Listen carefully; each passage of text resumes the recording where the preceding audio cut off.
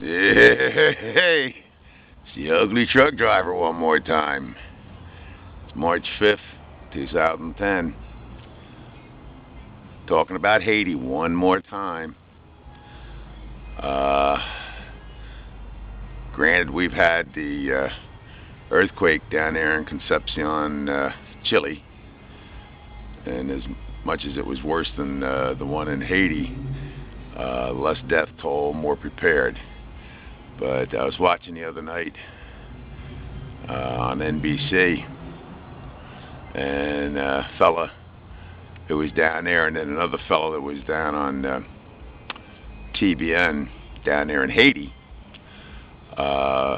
came up with some film when he was down there just recently, within the last week or two, where we've got hundreds and hundreds of thousands of dollars of stuff still sitting on the airstrip that has not been distributed.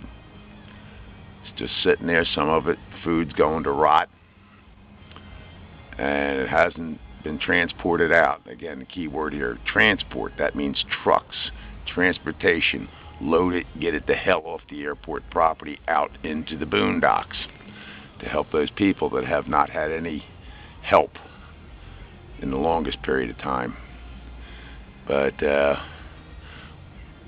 one of these TV shows, I forget whether it was Access Hollywood or Extra Extra, had a gentleman that buttonholed, "I feel your pain, Mr. Bill Clinton. I know I survived this stint, and I didn't have any anesthesia." And when he was confronted by the fact that this stuff is still sitting down there on the runways, in the warehouses, we got the typical government response. "Well, it's a work in progress." Well, you know, this is like, what, 2 months now? Stuff that was shipped down there in the first 6 to 10 weeks is still sitting there. There are people starving, living in pup tents. And again, I remind you, we're approaching the rainy season down there in Haiti. Lack of sewage, lack of housing. And it's like the media has sat there and just shoved it to the back of their head, because now we got Chile down there, which is actually better prepared than what Port-au-Prince was. And typical government stuff. And as far as George W. Bush helping Mr. Clinton getting this stuff going, he ain't seen hide nor hair of that cotton picking West Texas son of a bitch. And you know, I think the guy that buttonholed Clinton on camera when he nailed him about why the stuff's not off the field, you know, in the warehouses, boils down to a simple thing.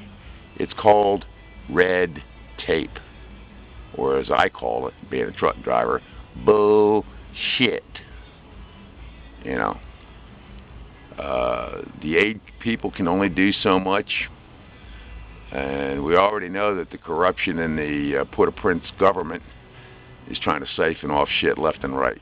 So I got a feeling that pretty much the people in Haiti are going to be left to themselves, and the private agencies that are trying to help. But all that stuff, and I want you to understand, all the stuff that was shipped down there, all the money that you and I donated to these areas to get that water down there, those foodstuffs down there, the medicine down there, still sitting on the runways and in the warehouses down there in Port-au-Prince. And I mean, it's by the pallet load. This fella had film of it. So, you know, it's just another shuck and jive game. How the government just sits there and plays their red tape bureaucratic bullshit. And until somebody puts pressure on them, nothing's going to get done. But how many more hundreds of people are going to die down there from starvation, much less the earthquake, before the stuff gets out there? You know, surrounded by security. But, you know, it's like everybody's doing a lot of ass kissing, but I don't see too many feet on the ground there doing anything. So, you know, to the people that are down there busting their ass every day, God bless you, Lord keep you. To the people of Haiti, I feel bad for you, and I pray for you every night. But this is just, it's one sad situation. I said it was going to wind up another Katrina.